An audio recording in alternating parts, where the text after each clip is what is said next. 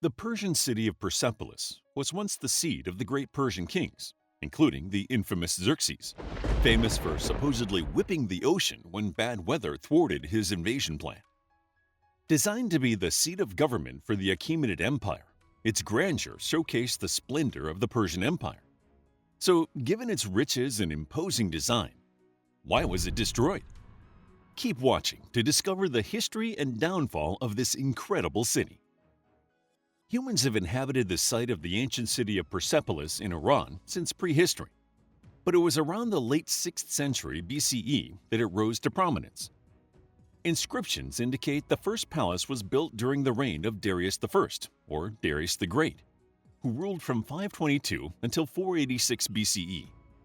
Darius came to power when he killed Bardia, the son of Cyrus the Great, who had seized the throne after the death of his older brother and rightful heir Cambyses. Darius claimed that the man he killed was not Bardia, but a Magian named Gaumata, who had taken on Bardia's likeness. Darius asserted that Cambyses had killed the real Bardia, and that Darius's ascension was restoring the Persian throne to the rightful house of Achaemenid. Still, as Darius was not in line for the throne, he likely concocted this tale to be accepted as king. However, the ploy was unsuccessful, and his assassination of Bardia sparked several revolts.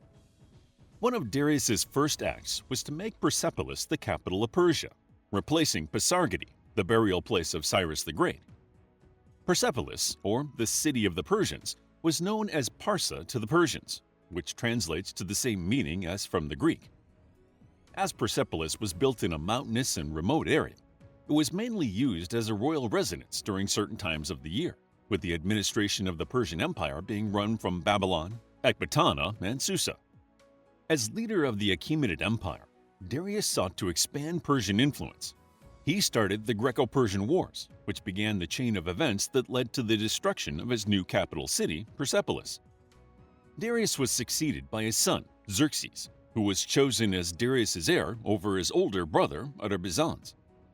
It seems that Xerxes was always intended to be the heir to the throne, as he is depicted in several bas-reliefs at Persepolis as the heir apparent. This line of succession is likely due to him being born while Darius was in power. Therefore, he was technically the firstborn to the king. When Xerxes was around 23, his father charged him with governing Babylonia, so he was already an experienced ruler when he succeeded Darius at the age of 35. Xerxes soon turned his eye to Greece. While the king was happy to maintain peace, his advisors pushed him to take up arms against the Greeks as retribution for resisting Darius I's invasion at the Battle of Marathon. In 480, Xerxes burned the Acropolis and sacked Athens, an act that would eventually lead to the destruction of Persepolis. Xerxes' success took a turn after the Battle of Salamis, which happened later that year. This naval battle finally defeated the Persian king and left him without a naval force. While the battle was no great loss for Xerxes, it changed how the Greeks viewed themselves and began the Grecian ideology of freedom. Many historians consider this point in Xerxes' rule to be the beginning of the end of the Achaemenid Empire. Xerxes returned to Persia and concentrated on spending the taxes he collected on a huge construction project at Persepolis. After he finished his father's palace, he began to build his own. The new buildings were constructed just southeast of his father's palace, and while Xerxes copied many design features, the new constructions were much more extensive. He began building a throne room called the Hall of 100 Columns, an overall design that was much more ostentatious than his father's. He was succeeded by his son Artaxerxes, who was installed after the Persian guard commander killed Xerxes and his heir Darius. After Artaxerxes I died, his sons assassinated each other for the throne, a trend that continued with the Persian rulers. In the 4th century BCE, Artaxerxes III was murdered by his confidential minister, Bagoas, who also killed all the king's heirs bar one, Arses, whom he installed on the throne. 2 years later, Bagoas also murdered Arses, replacing him with a distant family member, Darius III, in 336 BCE. Soon, Darius began to assert his independence from Bagoas, much to the chagrin of the murderous aide. Having been pre-warned that he would suffer the same fate as his predecessors, Darius forced Bagoas to drink the poison that Bagoas had prepared for the king. Meanwhile, in Macedonia, another king had risen to power the same year that Darius was crowned. Alexander quickly assumed the Macedonian throne after the assassination of his father, Philip. The year before his assassination, Philip had formed the League of Corinth to liberate the Greek cities under Achaemenid control. On ascending to the throne, Alexander took up this cause and decided he also wanted to create his own empire. Alexander and his army crossed the Hellespont 2 years later to attack the Persians. Darius was wholly unprepared for an invasion, and Alexander's highly trained army quickly advanced across Asia Minor. Alexander defeated Darius's army at the Battle of Issus in 333 BCE, forcing the Persian king to flee and leaving his family behind. Twice, Darius sent letters to Alexander, requesting friendship and offering to cede areas of land. In the second letter, Darius offered a ransom of 10,000 talents in exchange for his family's return. He also offered his daughter's hand in marriage and all his lands west of the Euphrates. This offer led to the famous exchange between Alexander and one of his generals, Parmenio. Parmenio advised, "I would accept were I Alexander," to which Alexander retorted, "I too were I Parmenio." Although he defeated the Persian king, Alexander respected his foe. In fact, the Greeks admired Persian culture, particularly the rule of Cyrus the Great, whom they saw as an ideal ruler.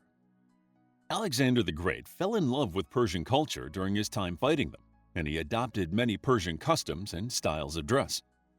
By the time he entered Persepolis in 330 BCE, he had even decided to work toward a joint rule of Macedonians and Persians. So what happened? Why did Alexander destroy such a renowned and impressive place? Especially since now, technically, he owned it. Several ancient historians describe the actual destruction of Persepolis, although they were written several centuries after the event. Diodorus Siculus, who lived in the 1st century BCE, writes in his Bibliotheca Historica, "Persepolis, the capital of the Persian Empire. Alexander described it to the Macedonians as their worst enemy among the cities of Asia, and he gave it over to the soldiers to plunder. It was the wealthiest city under the sun, and the private houses had been filled for a long time with riches of every kind. The Macedonians rushed into it, killing all the men and plundering the houses. Here, much silver was carried off and no little gold, and many expensive dresses, embroidered with purple or with gold, fell as prizes to the victors." This general murder and plundering were not unusual for an invading army. However, the destruction of the palace was not Alexander's usual style.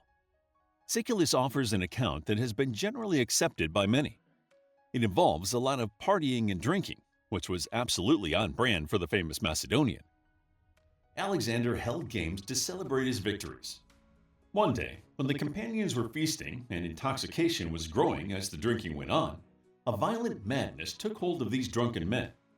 One of the women present, Thais, the Athenian lover of the Macedonian commander Ptolemy, declared that it would be Alexander's greatest achievement in Asia to join their procession and set fire to the royal palace, allowing women's hands to destroy in an instant what has been the pride of the Persians. Later, ancient historians of the 1st century CE also laid the blame squarely at the feet of Thais, and not all of them were particularly complimentary about her. Quintus Rufus states, "As the drunken whore gave her opinion on a matter of extreme importance, one or two who were themselves the worse for drink agreed with her." Plutarch gives a similar account, although without the insult, saying, "Thais delivered a speech which was intended partly as a graceful compliment to Alexander and partly to amuse him. She declared that all the hardships she had endured in wandering about Asia had been amply repaid on that day when she found herself reveling luxuriously in the splendid palace of the Persians, but that it would be an even sweeter pleasure to end the party by going out and setting fire to the palace of Xerxes, who had laid Athens in ashes." So who was this woman who stirred up a drunken crowd of soldiers into burning one of the most impressive palaces of the ancient world? It should come as no surprise that Thais was an Athenian, and that despite the destruction of Athens happening around 150 years before Alexander and his entourage entered Persepolis, Thais and the other Athenians were not prepared to forget what Xerxes had done. Many sources cite her as being Alexander's courtesan before she eventually became Ptolemy's lover. However, there is a theory that the story of Thais' speech is entirely fictitious, and blaming the destruction on a drunken Athenian courtesan was a way of exonerating the great Alexander for committing this act of seemingly senseless destruction. In all likelihood, the burning of Xerxes' palace was a political act meant to destroy the Persian seat of power. However, it could have happened because an overzealous and drunken army was celebrating a great victory. Whatever the truth, the fall of Persepolis signaled the end of the Achaemenid Empire, and Darius was killed by a family member called Bessus. When he discovered this, Alexander had Darius's body sent to what was left of Persepolis to be entombed alongside the other Achaemenid kings. Later, Alexander executed Bessus, and the Achaemenid dynasty ended. Although Persepolis remained, it gradually declined until it was abandoned. For centuries, the site's ruin lay hidden, until they were rediscovered by Garcia de Silva Figueroa in 1620. One of the most extraordinary finds was hundreds of clay tablets detailing the administration and construction of the building. Under usual circumstances, these sun-baked tablets would have crumbled over the centuries. But due to the intense heat of the fire that burned the building, the tablets were hardened and preserved. The tablets had inscriptions in Elamite cuneiform and bore Old Persian and Babylonian translations. They remain the largest group of Aramaic records ever found. So, what do you think? Do you believe that Thais wanted to avenge her Athenian ancestors, or do you think the destruction of Persepolis was all part of Alexander's grand plan? Let us know in the comments below. How would you like to get a deeper understanding of history, impress your friends, and predict the future more accurately based on past events? If this sounds like something you might be into, then check out the brand new Captivating History Book Club by clicking the first link in the description. To learn more about the Achaemenid Empire, check out our book, Ancient Iran, a captivating guide to Persia from the Elamites through the Medians, Achaemenids, Seleucid Empire, Parthia, and Sassanian dynasty to the Arab conquest. It's available as an ebook, paperback, and audiobook. If you found the video captivating, please hit the like button and subscribe for more videos like this.